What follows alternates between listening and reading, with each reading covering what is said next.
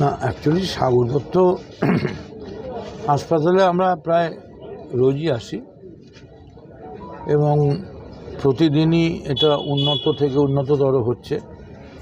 পরিচ্ছন্নতা, পরিষ্কার করা এবং নতুন ঠিকাদার এসছে, তারা আগের কন্ট্রাক্টরের থেকে বেটার কাজ করছে। আজকে আমি খবর পেয়েছিলাম যে মাদ্রাসায় কয়েকটি ছেলে অসুস্থ। আমাদের কামারহাটিতে বেশ কয়েকটা মাদ্রাসা চলে, সেখানে বীরভূম, বাঁকুড়া, বহু জেলা থেকে ছেলেরা এসে থাকে, পড়াশুনো করে। এমনকি আমাদের নিজেদের এয়ার কন্ডিশন লাইব্রেরি আছে, সেই লাইব্রেরিতে মাদ্রাসার ছেলেরা পড়াশুনোও করে, পরীক্ষার বইও নেয়। মানে মাদ্রাসাগুলোর সঙ্গে আমাদের খুবই যোগাযোগ রয়েছে। তা আমি খবর পেলাম আজকেই যে ওদের কয়েকজন অসুস্থ হয়ে পড়েছিল, তা আমি দেখা করতে এসেছিলাম। আমাদের ব্যাড লাক, একটু আগেই ওদের গার্জেনরা, যাদের মাদ্রাসার ছেলে দূর দূর থেকে থাকে, তারা এসে তাদের বাড়িতে নিয়ে গেছে। তাই আমি বললাম যে মাদ্রাসায় একবার মৌলানার সঙ্গে দেখা করে নেব, আর এটা বলে দেবো যে যদি কখনো মাদ্রাসা বা যে কোনো জায়গাতেই যে কোনো মানুষ অসুস্থ হয় কামারহাটিতে, তারা যেন একটা নাম্বার মনে রাখে, যেটা আমার নাম্বার আছে সবার কাছে, 8420-6 কামারহাটিতে কারোর কোনো প্রয়োজন হলে স্বচ্ছন্দে যে কোনো সময়, রাত্রে, দুপুরে, সকালে, গভীর রাতে আমায় ফোন করতে পারে। যাই হোক, আমরা কিছু যোগাযোগ ওদের সঙ্গে করার চেষ্টা করছি। যদি ওদের বোধহয় কত 14 জন বোধহয়, 14 আজ অবধি ছিল। সব মিলিয়ে আর একটু নম্বরটা বেশি, কিন্তু আজ অবধি 14 ছিল। আমরা চেষ্টা করছি ওদের সঙ্গে যোগাযোগ করার, এবং ওদের যদি কোনো অসুবিধা হয় চিকিৎসার বা ওষুধ ইত্যাদি, সেগুলো আমরা কামারহাটি ডেভেলপমেন্ট সোসাইটি থেকে আমরা এই কাজ করি। এবং মানুষ জানে কোনো অসুবিধা হলে, এটা যে কোনো কারণে হোক, আমি অসুস্থ ছিলাম বলে আমার সঙ্গে যোগাযোগ করতে পারিনি, আমি নিজে খুব অসুস্থ। অসুস্থ থাকলে তো চলবে না, এলাকায় মানুষ অসুস্থ আর আমি নিজের সুস্থতার জন্য বাড়িতে শুয়ে থাকবো, এটা চলতে পারে না। বলুন। কালকে ভোট, তো সেক্ষেত্রে কামারহাটি কিংবা এই দমদম কেন্দ্রে বিশৃঙ্খলা এড়ানোর জন্য কি তৎপর বিধায়ক? একেবারে নিশ্চিন্ত মনে ভোট দিন।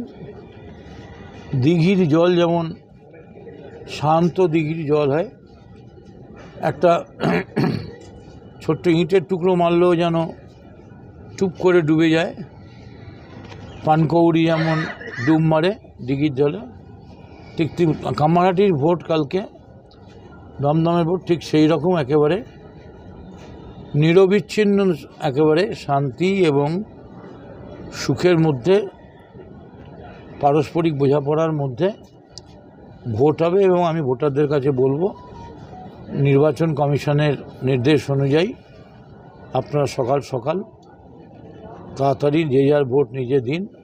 ভোট কেন্দ্রে যাওয়ার সময় ভোটার কার্ডটা অবশ্যই নিয়ে যাবেন, এবং একটা প্রমাণ, আপনি যে সত্যিকারের ভোটার সেইটা নেওয়ার জন্যে। আর সিপিএম, বিজেপি, কংগ্রেস, এরা তো সবাই এক হয়েছে, এদেরকে বলবো অযথা লোকজন জড়ো করে অযথা চুলকিয়ে ঘা করবেন না। কারণ দাদের মলম আগে খুব বিক্রি হতো, এখন ইদানিং দাদের মলম বিক্রি বন্ধই হয়ে গেছে, লোকের দাঁত কমে গেছে। সিপিএম আর বিজেপির মধ্যে একটা অ্যাডজাস্টমেন্ট হয়েছে যে আমার ভোট তোমায় দেবো, তোমার ভোট আমায় দেবে। কারণ এখানে বিজেপির কোনো ভোট নেই, তো বিজেপি বলেছে সিপিএমকে যে তোমরা আমাদের ভোটটা দাও। তার বদলে সিপিএম বলছে যে আমরা তোমাদের বরানগরে ভোট দেবো, তোমরা আমায় কামারহাটিতে ভোট দাও। এইসব ক্রস ভোটিং করে, সিঙ্গল কাস্টিং করে কোনো লাভ নেই।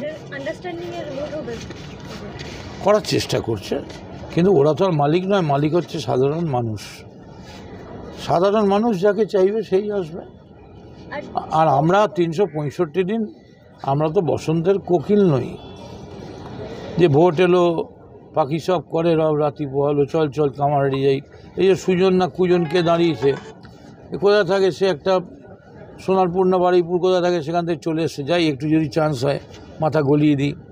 আবার তাদেরকে শ্রমিক লাইরি আছে, সে বেচারা চান্স পায়নি, সে এখন তৃণমূলে আমি কেন জায়গা পাচ্ছি না এই নিয়ে আবার একটা পেপার লিখছে, থিসিস তৈরি করছে ডক্টরেট করার জন্য, যদি আর এটা ডক্টরেট করা যায়।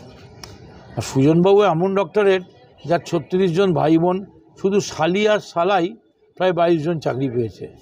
এমন জায়গায় বিয়ে করেছেন যে 22 জন শালি শালা, ভাগ্যিস আর হয়নি, পুরো রাজ্য শিক্ষা দপ্তর ফাঁকা হয়ে যেত। বিজেপি প্রার্থী শিলবদ দত্ত বলেছিলেন যে কামাহাটিতে যদি কোনো রকম ভোটের দিন বিশৃঙ্খলা হয়, ছোট করে তারা বিশৃঙ্খলা তৈরি করে সেইটাকে শান্ত করতে প্রস্তুত। শিলভদ্র আমার অনেক জুনিয়র, আর এমনিতেও রুগ্ন শিল্পের মতো সম্বন্ধে আমি বেশি কিছু বলতে। মানুষ ভোট দেবে। এখানে আমাদের সঙ্গে লড়াই সিপিএমের সঙ্গে, সিপিএমের সঙ্গে লড়াই কামারহাটিতে, দমদমে না, কামারহাটিতে সিপিএম এখানে গোলমাল পাকাবার চেষ্টা করছে, এবং ওরা যেন ভুলে না যায় 34 বছরে এই 63টা দিঘির জলে কত মানুষের দেহ আর কত রক্ত ওরা চাপা দেওয়ার চেষ্টা করেছে। ফলে আমরা তৈরি আছি। আমরা মারামারি করব কেন, যেখানে মানুষ আমাদের সঙ্গে, প্রতি 10 জনে 9 জন তৃণমূলের সাপোর্টার।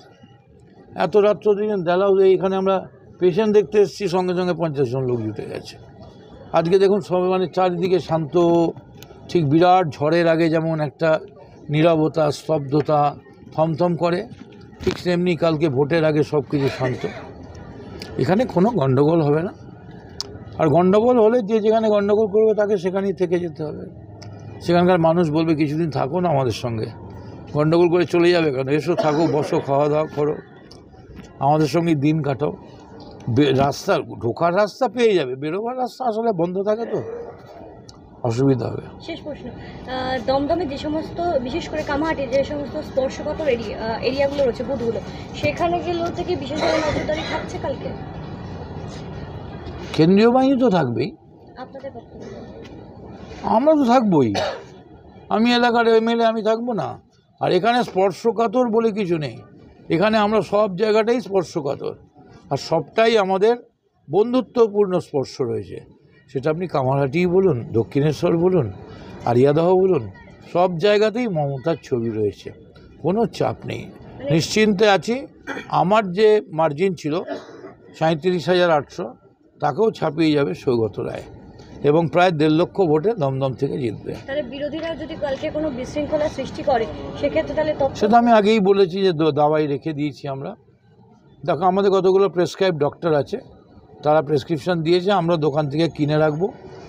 এই দাওয়াইগুলোর মজা হচ্ছে এগুলো ভোটের আগে দেওয়া যায়, পিঠে দেওয়া যায়, পেটে দেওয়া যায়, আবার ইলেকশনের পরেও দেওয়া যায়, মানে ওষুধটা নষ্ট হয় না। দমদমের দাওয়াইটা লং স্ট্যান্ডিং দাওয়াই থাকবে।